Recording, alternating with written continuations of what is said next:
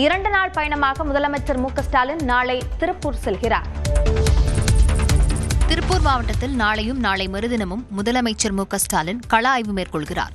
முதலமைச்சர் மு.க.ஸ்டாலின் மாவட்டங்களுக்கு பயணம் மேற்கொண்டு அரசு திட்டங்களின் செயல்பாடுகள் குறித்து ஆய்வு நடத்தி வருகிறார்.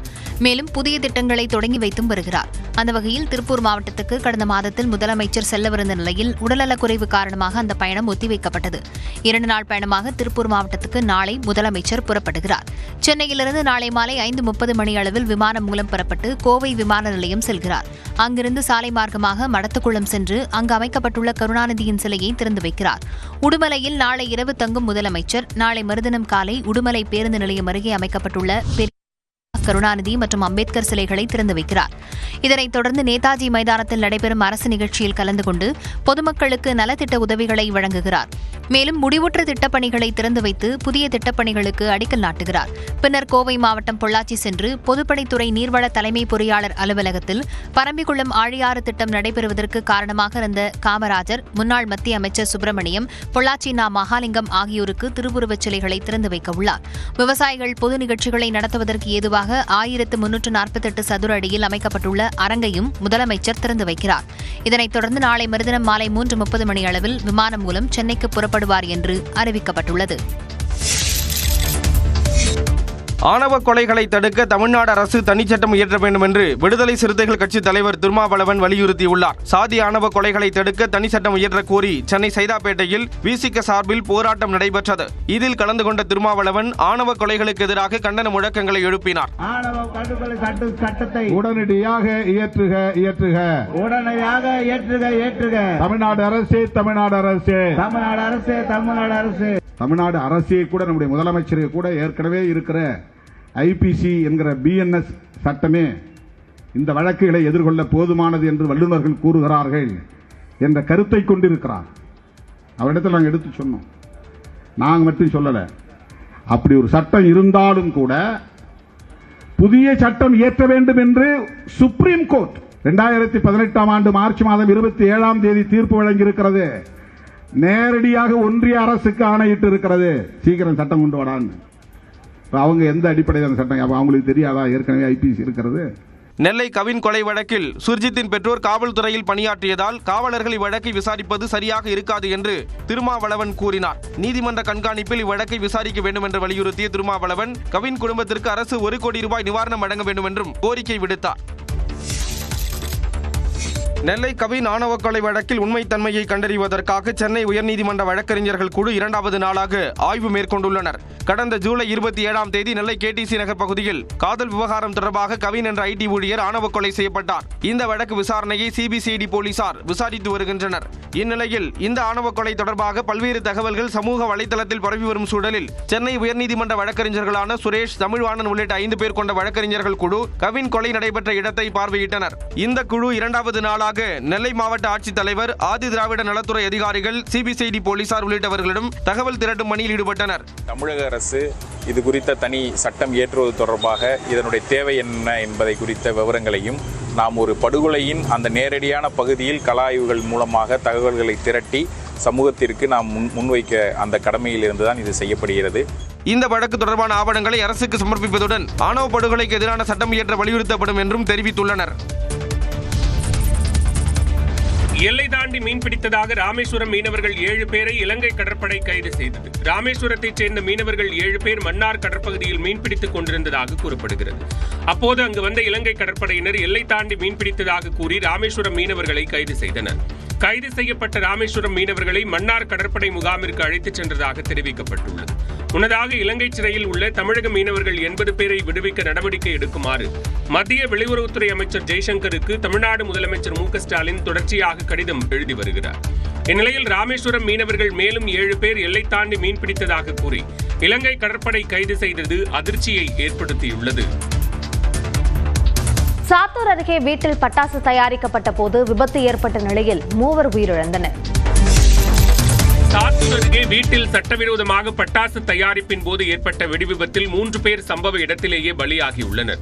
விருதுநகர் மாவட்டம் சாத்தூர் அருகே விஜய கரிசல் குளம் கிழக்கு தெருவைச் சேர்ந்த பொன்னுப்பாண்டியன் என்பவரது வீட்டில் அனுமதியின்றி பட்டாசு தயாரித்து வந்ததாக கூறப்படுகிறது.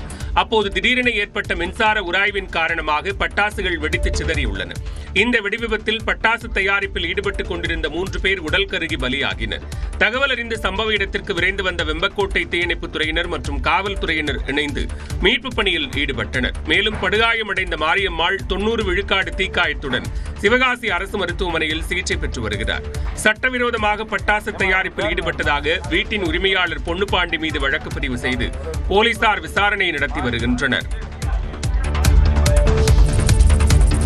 தமிழ்நாடு பாஜக புதிய நிர்வாகிகளுடன் தேசிய பொதுச் செயலாளர் BL சந்தோஷ் ஆலோசனை நடத்தினார். அடுத்த ஆண்டு நடைபெறவுள்ள சட்டப்பேரவை தேர்தலை எதிர்கொள்ள அரசியல் கட்சிகள் தயாராகி வருகின்றன. தமிழ்நாடு பாஜக புதிய நிர்வாகிகள் அண்மையில் அறிவிக்கப்பட்டனர். இதில் குஷ்பு உள்ளிட்டோர் மாநில துணைத் தலைவர்களாக நியமிக்கப்பட்டனர். இந்நிலையில் சென்னை வந்த பாஜக தேசிய பொதுச் செயலாளர் BL சந்தோஷ் மாநில பாஜக புதிய நிர்வாகிகளை சந்தித்து கலந்துரையாடினார். இந்த கூட்டத்தின் போது நிர்வாகிகள் செல்போனை எடுத்துச் செல்ல தடை விதிக்கப்பட்டது. மேலும் கூட்டத்திலிருந்து பாதியில் வெளியே செல்வதற்கு அனுமதி அளிக்கப்படவில்லை. இந்த கூட்டத்தில் தமிழ்நாடு பாஜகவின் அடுத்த கட்ட நகர்வுகள் மற்றும் தேர்தலை எதிர்கொள்வதற்கான நடவடிக்கைகள் உள்ளிட்டவை குறித்து ஆலோசனை நடத்தப்பட்டதாக தகவல்கள் தெரிவிக்கின்றன.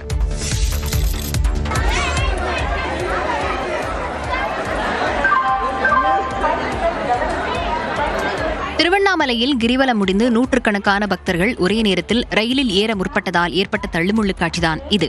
திருவண்ணாமலை அண்ணாமலையார் கோயிலில் ஆடி மாத பௌர்ணமியையொட்டி கிரிவலம் நடைபெற்றது.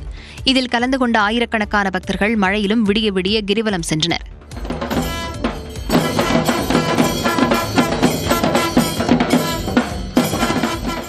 கிரிவலம் முடிந்து ஊர் திரும்புவதற்கு திருவண்ணாமலை ரயில் நிலையத்தில் அதிகாலை முதலே பக்தர்கள் குவிய தொடங்கினர்.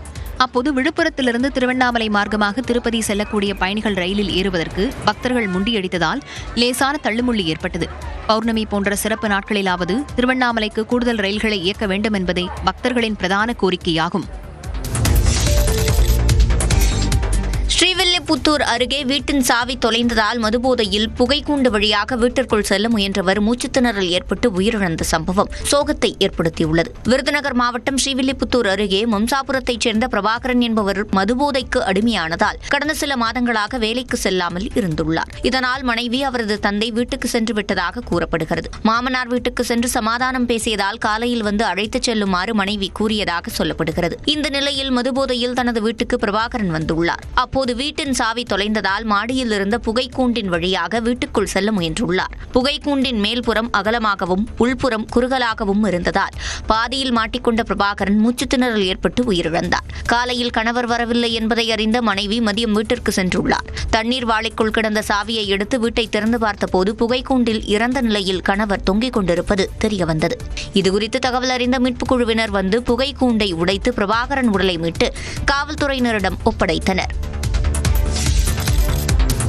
திருச்சி லால்குடி அருகே கார் இருசக்கர வாகனம் மீது மோதி விபத்தில் 3 பேர் பலியாகியுள்ளனர். 5 பேர் படுகாயங்களுடன் மருத்துவமனையில் சிகிச்சை பெற்று வருகின்றனர். திருச்சி மாந்துரை நகர் பகுதியைச் சேர்ந்த கார்த்தி, சாதிக், அப்துல்லா உள்ளிட்டோர் தனது நண்பனை வெளிநாட்டிற்கு அனுப்புவதற்காக காரில் திருச்சியை நோக்கி சென்றுள்ளனர். அப்போது லால்குடி அருகே மாந்துரை நகர் சாலையில் கார் வந்து கொண்டிருந்த போது நிலை தடுமாறி எதிரே வந்த இருசக்கர வாகனம் மீது மோதி தலைக்குப்பர கவிழ்ந்தது. இந்த விபத்தில் இருசக்கர வாகனத்தில் வந்த 50 வயது மதிக்கத்தக்க விஸ்வநாதன் சம்பவ இடத்திலேயே உயிரிழந்தார். காரில் வந்த 2 பேர் மருத்துவமனைக்கு கொண்டு செல்லும் வழியிலேயே உயிரிழந்துள்ளனர். 5 பேர் பலத்த காயமடைந்து லால்குடி அரசு மருத்துவமனையிலும் திருச்சி மகாத்மா காந்தி நினைவு அரசு மருத்துவமனையிலும் சிகிச்சை பெற்று வருகின்றனர். விபத்து குறித்து லால்குடி போலீசார் வழக்கு பதிவு செய்து விசாரணை நடத்தி வருகின்றனர்.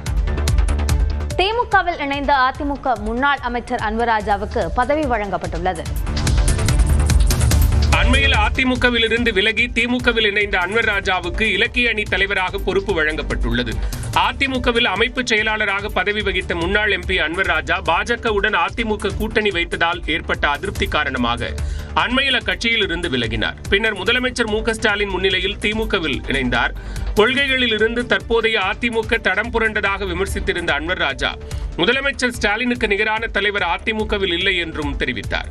இந்நிலையில் திமுகவின் இலக்கிய அணி தலைவராக அன்வர்ராஜா நியமிக்கப்பட்டுள்ளார். இது தொடர்பாக திமுக பொதுச் செயலாளர் துரைமுருகன் வெளியிட்ட அறிக்கையில் திமுக இலக்கிய அணி தலைவராக செயல்பட்டு வந்த புலவர் இந்திரகுமாரிக்கு பதிலாக அன்வர்ராஜா நியமிக்கப்படுகிறார் என்று தெரிவித்துள்ளார். திமுகவில் இணைந்த சில நாட்களிலேயே அன்வர்ராஜாவுக்கு கட்சியில் முக்கிய பதவி வழங்கப்பட்டுள்ளது குறிப்பிடத்தக்கது.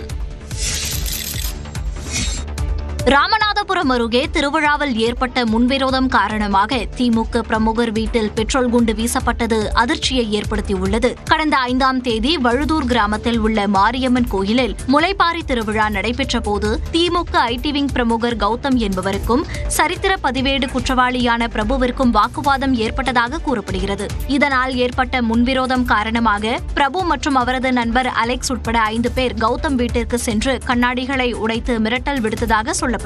தகவல் அறிந்து சென்ற காவலர்கள் முறையாக காவல் நிலையம் வந்து புகார் அளிக்குமாறு கௌதமிடம் அறிவுறுத்தினர். இதனையடுத்து நள்ளிரவில் கௌதம் வீட்டில் 3 பெட்ரோல் குண்டுகள் வீசியுள்ளனர். இதில் வீட்டுக்கு வெளியே இருந்த சோஃபா, கதவு, ஜன்னல் உள்ளிட்டவை சேதமடைந்தன. வீட்டில் இருந்த யாருக்கும் நல்வாய்ப்பாக காயம் ஏற்படவில்லை. இது தொடர்பாக கேணிக்கரை காவல் நிலையத்தில் வழக்கு பதிவு செய்து விசாரணை நடைபெற்று வருகிறது.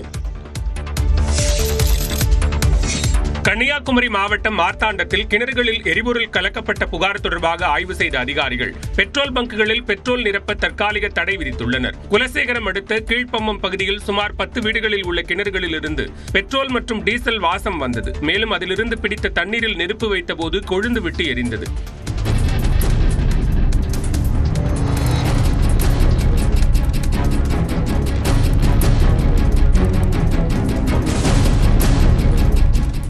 அப்பகுதியில் அரசு போக்குவரத்து பணிமனை மற்றும் 10க்கும் மேற்பட்ட பெட்ரோல் பங்குகள் இருப்பதால் எரிபொருள் கசிந்திருக்கலாம் என சந்தேகம் ஏற்பட்டது. இதனையடுத்து அப்பகுதிக்கு சென்ற இந்தியன் ஆயில் கார்ப்பரேஷன் மாசு கட்டுப்பாட்டு வாரிய அதிகாரிகள் பெட்ரோல் பங்குகளில் சோதனை செய்தனர். இந்நிலையில் முதற்கட்டமாக கீழ்ப்பம்மம் பகுதியில் உள்ள 2 பெட்ரோல் பங்குகளில் புதிதாக பெட்ரோல் மற்றும் டீசல் நிரப்ப தற்காலிக தடை விதிக்கப்பட்டுள்ளது.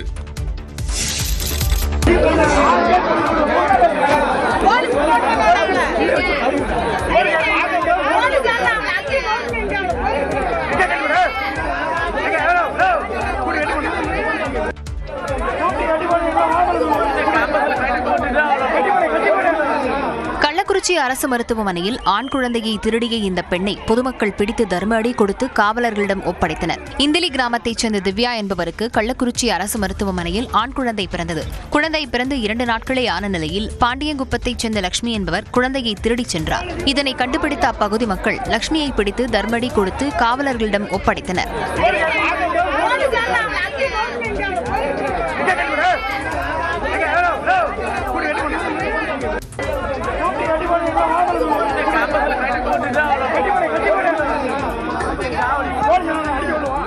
லட்சுமியை காவல் நிலையத்துக்கு அழைத்துச் செல்ல காவலர்கள் முற்பட்ட போது மருத்துவமனையிலேயே வைத்து விசாரிக்க கோரி பொதுமக்கள் மறியலில் ஈடுபட்டனர். விசாரணையில் லட்சுமிக்கு திருமணமாகி 5 ஆண்டுகளாகியும் குழந்தை இல்லாததால் கணவர் வேறு திருமணம் செய்து கொள்ளப் போவதாக மிரட்டியது தெரியவந்தது.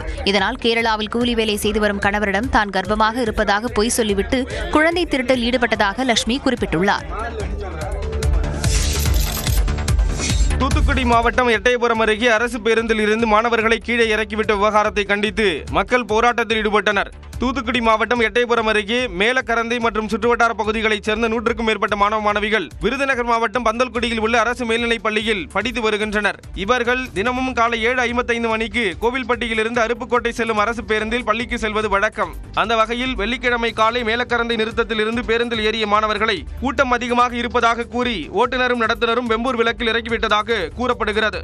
இதனால் மாணவர்கள் பள்ளிக்கு செல்ல முடியாமல் 4 கிலோமீட்டர் தூரத்திற்கு நடந்தே வீட்டிற்கு திரும்பினர். இதனால் ஆத்திரமடைந்த பெற்றோர் பேருந்தை சிறைபிடிப்பதற்காக வெம்பூர் விளக்கு பகுதியில் குவிந்தனர். அவர்களுடன் காவல்துறையினர் பேச்சுவார்த்தை நடத்தினர். ரொம்ப கூட்டமா இருக்கிறதுனால எங்களால ஏற முடியல. நிறைய பிள்ளைங்க பஸ்ல போகவும் முடியல. அதனால எங்களுக்கு ஒரு அடிஷனல் பஸ் விடணும். இது அரசு நடவடிக்கை எடுக்கணும். பாதி பிள்ளைங்க பஸ் ஸ்டாப்ல நிப்பாட்ட மாட்டேங்காங்க. பாதி கொஞ்சம் தூரத்துல நிப்பாட்டதுனால பாதி பிள்ளைங்க கீழே வேற விழுந்து அடிபட்டு வேற இருக்கிறோம். கண்டக்டர் வண்டியை இறங்க சொன்னாங்க. எல்லாம் உள்ள ஏறினால டிரைவர் வண்டி ஆஃப் பண்ணிட்டு இறக்கி கூட்டு போயிட்டாங்க. கூட்ட நெரிசலை தவிர்க்க கூடுதல் பேருந்துகளை இயக்க வேண்டும் என்றும் மாணவர்கள் கோரிக்கை விடுத்தனர். திராவிடத்திற்குள் பார்ப்பனியம் நுழைய காரணமானவர் எம்ஜிஆர் என விசிக தலைவர் திருமாவளவன் விமர்சித்திருந்த நிலையில் எம்ஜிஆர் குறித்து விமர்சிப்பவர்கள் அரசியலில் இருந்து காணாமல் போவார்கள் என அதிமுக பொதுச் செயலாளர் எடப்பாடி பழனிசாமி கண்டனம் தெரிவித்துள்ளார். எம்ஜிஆர் கலைஞருக்கு எதிராக விமர்சனம் செய்தார், வெறுப்பு அரசியலை விதைத்தார், அல்லது திராவிட இயக்கத்துக்குள்ளே பார்ப்பனியத்தை ஊடுருவ செய்வதற்கு காரணமாக இருந்தார். ஒரு பார்ப்பன பெண்மணியே ஒரு திராவிட இயக்கத்தின் தலைவராவதற்கு அவர் பாதை வகுத்து தந்தார். என்ற விமர்சனங்கள் ஒருபுறம் இருந்தாலும் ஒரு நன்மை வாய்த்தது என்னவென்றால் தேசிய கட்சிகள் இங்கே காலூன்ற முடியாமல் தடுக்க முடிந்தது. பொன்மனச்செம்மல் புரட்சித் தலைவர் எம்ஜிஆர் நம்முடைய தமிழ்நாட்டு மக்கள் தெய்வமாக நினைக்கிறாங்க. அப்படிப்பட்டவர்களை இவர் விமர்சனம் செய்தால் அரசியலில் காணாமல் போயிடுது. அதிமுக பொறுத்த வரைக்கும் நான் ஏற்கனவே பல பொதுக்கூட்டத்தில் சொல்லியிருக்கேன், ஜாதிக்கும் மதத்திற்கும் அப்பாற்பட்ட ஒரு ஜாதியை வச்சிடலாம், யாருமே அரசியல் பண்ணுவது என்பது இயலாத காரியம். ஆபரேஷன் சிந்தூரின் போது பாகிஸ்தானின் 5 போர் விமானங்களை சுட்டு வீழ்த்தியதாக இந்திய விமானப்படை தலைவர் பெருமிதம் தெரிவித்துள்ளார். ஆபரேஷன் சிந்தூர் நடவடிக்கையின் போது பாகிஸ்தானின் 5 போர் விமானங்கள் சுட்டு வீழ்த்தப்பட்டதாக இந்திய விமானப்படை தலைமை தளபதி ஏ.பி. சிங் தெரிவித்துள்ளார். பெங்களூருவில் நடைபெற்ற நிகழ்ச்சியில் பேசிய அவர், ஆபரேஷன் சிந்தூர் நடவடிக்கையின் போது வான் பாதுகாப்பு அமைப்பான S-400 மூலம் குறைந்தது 5 பாகிஸ்தான் விமானங்கள் சுட்டு வீழ்த்தப்பட்டதாக கூறினார். And here this is the photograph again from open source from one of their earlier picture of the same hangar, and here that hangar which is one half of the hangar is gone. மேலும் பாகிஸ்தானின் ஜகோபாபாத் விமானப்படை தளத்தில் நிறுத்தப்பட்டிருந்த F-16 விமானம் மற்றும் போலாரி விமான தளத்தில் நிறுத்தப்பட்டிருந்த ஒரு விமானமும் அழிக்கப்பட்டதாக ஏர் மார்ஷல் ஏ.பி. சிங் தெரிவித்தார். மேலும் பகவல்பூரில் ஜெய்ஷ் முகமது அமைப்பின் தலைமையகம் உள்ளிட்டவை அழிக்கப்பட்டதையும் புகைப்பட ஆதாரத்துடன் விமானப்படை தலைமை தளபதி விளக்கினார்.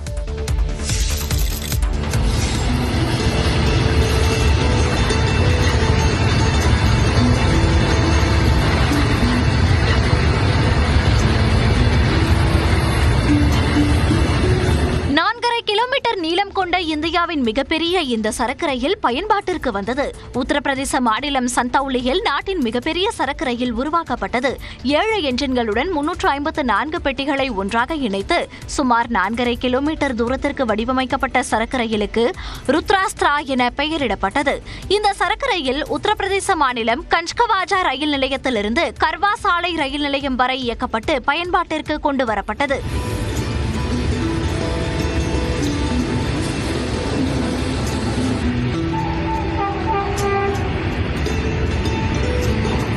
கிலோமீட்டர் தொலைவை இந்த சரக்கு ரயில் 5 மணி நேரத்தில் சென்றடைந்தது.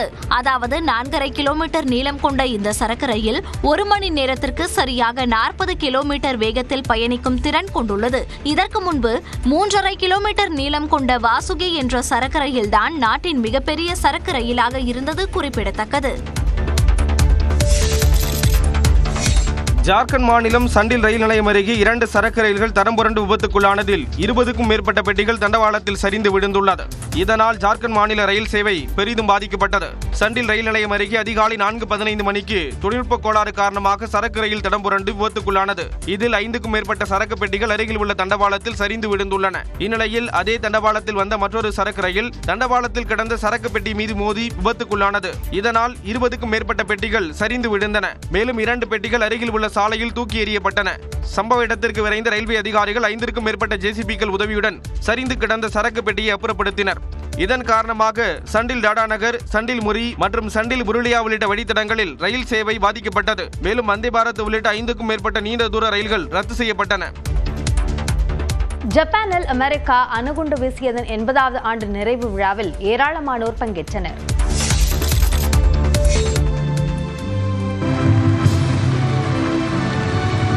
அமெரிக்கா அணுகுண்டு வீசியதன் 80 ஆண்டு நிறைவை ஒட்டி ஜப்பானின் நாகசாகியில் நடைபெற்ற நினைவு நிகழ்ச்சியில் ஏராளமானோர் கலந்து கொண்டனர். 2ஆம் உலகப் போரின் போது ஜப்பானின் ஹிரோஷிமா நகர் மீது 1945ஆம் ஆண்டு ஆகஸ்ட் 6ஆம் தேதி அமெரிக்கா அணுகுண்டு வீசியது.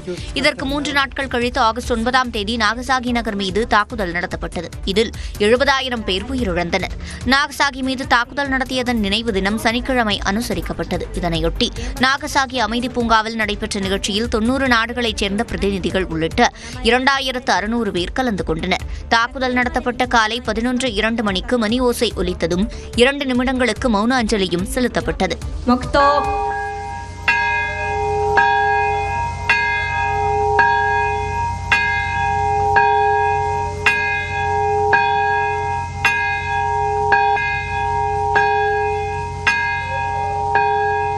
அமைதியின் அடையாளமாக 10க்கும் மேற்பட்ட புறாக்கள் பறக்கவிடப்பட்டன. இதேபோல நாட்டின் பல்வேறு பகுதிகளிலும் நினைவு நிகழ்ச்சிகள் நடத்தப்பட்டன. அமெரிக்காவின் அலாஸ்கா மாகாணத்தில் ரஷ்ய அதிபர் புதினை வரும் வெள்ளிக்கிழமை சந்திக்க இருப்பதாக அந்நாட்டு அதிபர் டிரம்ப் அதிகாரப்பூர்வமாக அறிவித்துள்ளார். ரஷ்யா உக்ரைன் இடையிலான போர் 3 ஆண்டுகளை கடந்தும் நீடித்து வரும் நிலையில் அதனை முடிவுக்கு கொண்டுவர அமெரிக்க அதிபர் டிரம்ப் தீவிரம் காட்டி வருகிறார். இருதரப்பிலும் நடத்தப்பட்ட பேச்சுவார்த்தையில் போர் நிறுத்தத்திற்கு உக்ரைன் ஒப்புக்கொண்ட போதும் ரஷ்யா இறங்கி வரவில்லை. இதனால் அதிருப்தி அடைந்த டிரம்ப் இன்றைக்குள் ரஷ்யா போரை நிறுத்தவில்லை என்றால் கடும் விளைவுகளை சந்திக்க நேரிடும் என்று எச்சரித்தார். மேலும் அந்நாட்டுடன் வணிகம் செய்து வருவதாக கூறி இந்தியாவிற்கு கூடுதல் வரியும் விதித்திருந்தார். இந்நிலையில் அமெரிக்காவின் அலாஸ்கா மாகாணத்தில் ரஷ்ய அதிபர் புதினை வரும் வெள்ளிக்கிழமை சந்திக்க இருப்பதாக டிரம்ப் அறிவித்துள்ளார். இதன் மூலம் 10 ஆண்டுகளுக்கு பிறகு ரஷ்ய அதிபர் புதின் அமெரிக்காவிற்கு செல்ல உள்ளார். இதனிடையே அமெரிக்க அதிபர் டிரம்பை ரஷ்ய தலைநகர் மாஸ்கோவிற்கு அழைக்க திட்டமிட்டுள்ளதாக புதினின் உதவியாளர் யூரி உஷாகோவ் தெரிவித்துள்ளார்.